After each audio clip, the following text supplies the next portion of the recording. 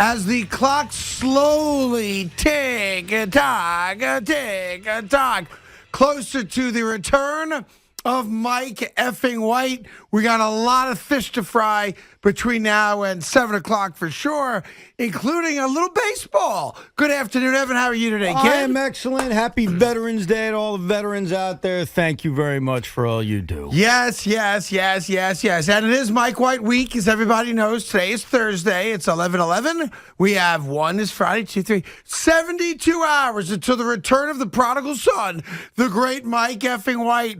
And as Mike LaFleur said, quote, for a guy who hasn't played a lot of ball, I do think his brain is pretty seasoned in this league. I don't know what the hell these people are talking about. Seasoned. I don't know what that means, but if it means he's going to play well against the Bills, then so be it. That being said, we put football on the back burner just for a second, and here's why. There's lots of baseball going on, and I was waiting for this to happen. I was waiting for this moment. I waited all day yesterday, and I didn't see it in the flurry of tweets and video things that came out with Scott Boras and then Sandy Alderson, talking to the media about this guy and that guy, and I'm going to have a lot of money to spend, and I'm not that big a fan of Strowman's. All that stuff we'll get to. I was waiting for one thing, Evan. I was waiting for this little teeny nugget to prove to me that he's not New York material. That we were sold a bill of goods, and I got the confirmation, kind of like Matlock, kind of like Columbo, kind of like the Law and Order crew solving a case, and I knew from Jump Street who had done it, and I was proven to be right. What do you got? And you're not going to like it. Wow. You're going to argue with me. You're going to put up some type of faulty defense, and I'm going to see right through it like a Scud missile, and I'm going to win. You think I'm so predictable, don't you? Maybe I'm wrong. We're going to find out. All right, go ahead. Guess what they're blaming it on now? Oh, yeah, they're blaming it. That lousy, pathetic, non-professional performance at Fenway Park a couple months ago by the $300 million ace of the Yankees wasn't his fault. Oh, no. He's a fighter, Evan. Mm-hmm. He's a gutsy guy. He reeks of Bronx toughness because Scott Boras said, and I'm paraphrasing, of course, because it makes me vomit in my mouth. Right.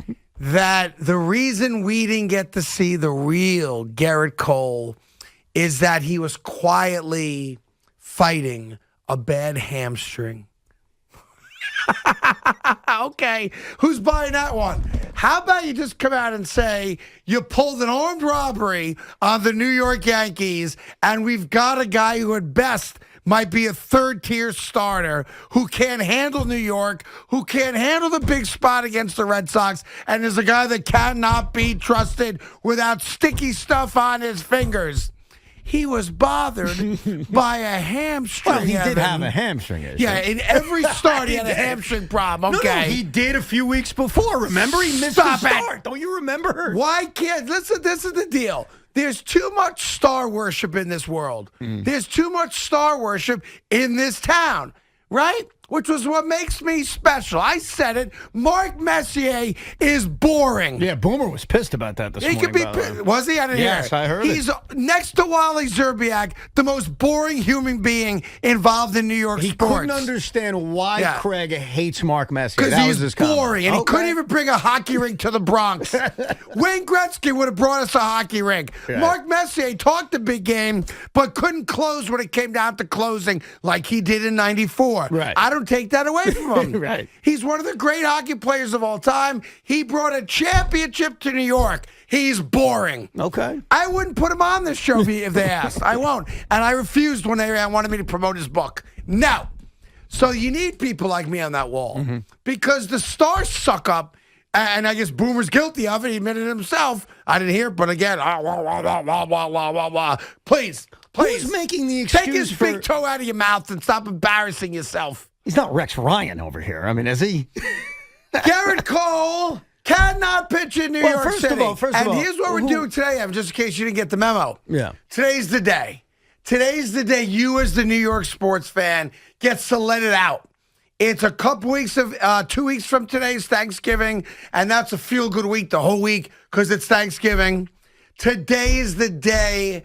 It's too far away to go another 5 hours of Mike F. and White, right? Blah, blah, blah, blah, blah, blah, blah, blah, blah, blah, blah, blah, blah. The Giants don't play. Let it out. Let it out today. Garrett Cole stinks. So you're upset. Who made an excuse for Garrett Cole? What? You're upset with whom for making an excuse for Garrett Cole? It's the notion. No, because you did a diatribe, and I'm trying to get track on what you were saying. Scott Boras said Garrett Cole's hamstring was a factor in his struggles. So let me get this straight.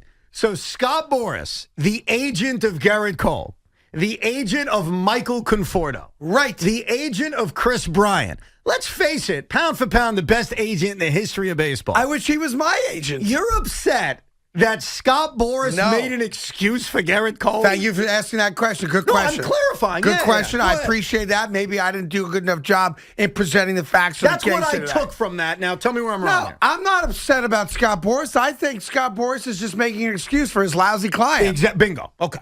Just like he did for Conforto when he said he was battling with COVID, and that's why he sucked last year. Michael Conforto apparently had COVID the entire season, which is why he batted .230. And according to Scott Boras, the greatest agent of all time, he's the king of Queens. Yeah, whatever. Okay. Let me vomit in my mouth again. So then clarify, what's the issue with Garrett Cole specifically? Garrett Cole, how do I put this without getting fired? Yeah, go ahead. Well, don't get fired, obviously. Garrett Cole is not New York worthy. And that's that. And if you think he is, you can't. I welcome it. If you can make the argument, I'm certainly no know-it-all by a long shot.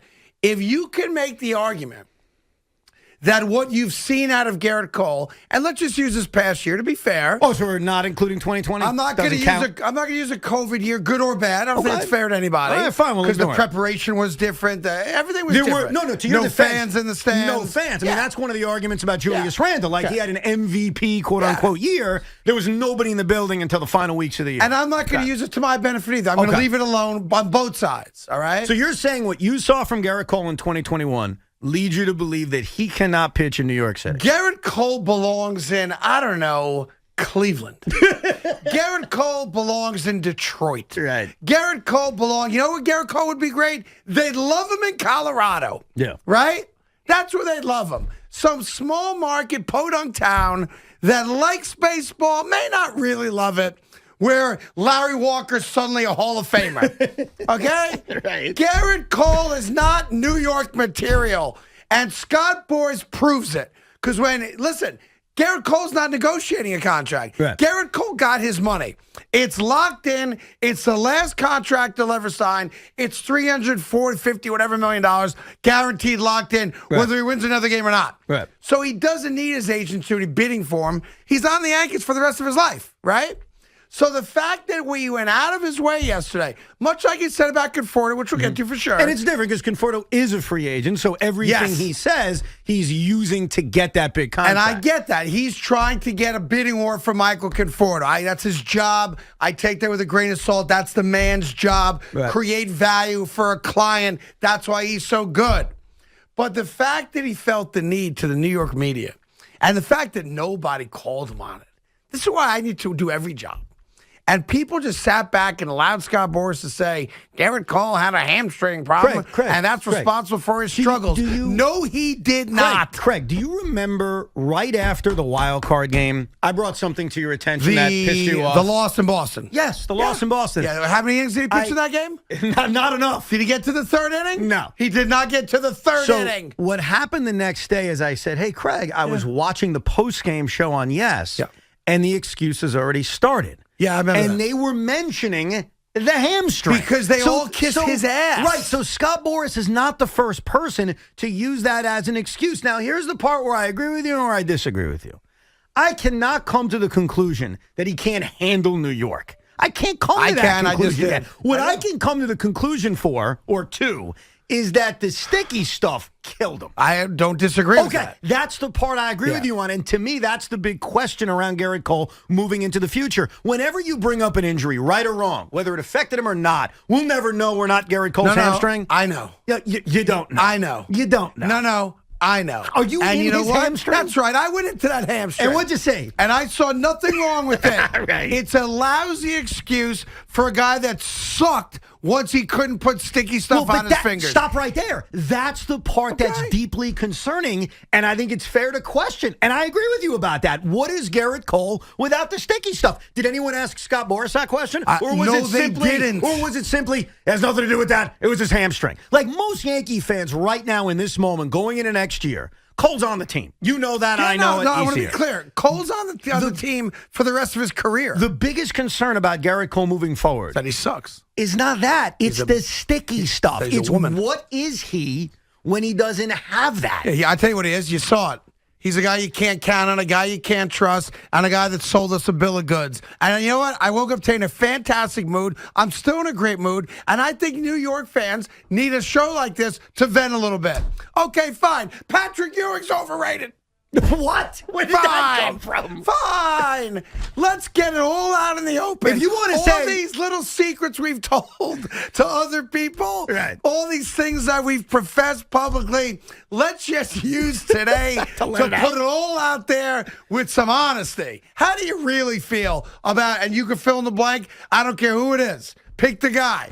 There are people in this town who have never been talked about objectively and fairly, good or bad. There's some good, I'm sure, out there, right? Let's put it out there. Let it all hang out today. Garrett Cole's a disaster. And the fact that we're using some non-existent hamstring injury, how many months after he choked? It's been like 3 months, 2 months, 3 months. Couple months after he choked and didn't get the job done in Boston. Only a month and a half. And I know what happened. He was, because I brought it up because I've seen the video. We played the video. He was in the bullpen pregame warming up at Fenway Park, where I've never been, but I've seen the video. You can heckle guys literally like 2 feet away from them, right? Mm-hmm. There's a couple Boston fans as Cole's warming up. Yeah. Every warm-up pitch he throws, these brilliant Red Sox fans are going, that's a ball. Yeah, they were getting him good. That's another ball. Yeah. Can't find the strike zone. Gonna be a problem. There was also somebody holding like a big doll of Kermit the Frog. Did you see that one? Yes. That was yes. there too. He couldn't handle the moment. And I don't want to hear about the one game in Houston where he told Aaron Boone, get off my Why mound. not, though? See, that's the problem, Big man. effing deal. You need to be one fair. Start. No. How about the start in Anaheim, which for him was a big start going home? You know, I drove my beat-up pickup truck to the stadium today. I mean, you can't. If you're trying to be fair, I think you're trying to a degree. You've got to look at the whole Gerrit Cole menu. You can't just view one start and say, that just proves it, can't handle the heat. Evan, today's a good day. You know why? Why is that? Because we're all going to let it out today. Because everybody listening to this show has a guy. Mm-hmm. There's a guy that you have. I don't know who it is. Maybe it's Conforto. I have no idea. You're going to share with us after the first break. Everyone's got a guy that, for whatever the reason might be, pisses you off. That you view that guy differently than the way the collective fan base, the media, whomever, views a guy. Mm-hmm. And I want to find out from you right after this break who your guy is. Mm-hmm. And I want you to let him have it, Evan. Mm-hmm. I want you to let it out. I want you to inhale and exhale the way you want to. The way you do in your car, the way you do in your fantasy leagues, the way you do with your friends. Who's your guy? Let it out. And you know what? You know how you're going to feel? You're going to feel liberated. I feel liberated today. Ripping Patrick Ewing liberates you? I didn't rip Patrick Ewing. You did. You said he was overrated. He's a little overrated. I'm not going to lie to you. He's a little overrated. A little bit. He's my guy. He's a little overrated. Little bit. Teeny bit. Little bit. Messier, boring. I knew you felt that way. Go back and listen to the morning show interview with him. Not even their fault. He's just boring. Watch a Wally Zerbiak postgame show. Poor Wally, man. You kill this guy. He deserves every bit of it and then some. This guy. I will bury him for 5 lifetimes. What did he do? And he asked Boomer, what did I do? Yeah, what did he do? You bored people. All right? You bored people's what you did. That's right. Guy's worth $70 million had the balls to send me a letter asking for a baby gift. No joke. Yeah, how about no? And then I had to send him a gift. Asked you for a baby gift? We got I had another baby. Send me a gift. Who does that? Boring people like Wally Zerbiak. That's right.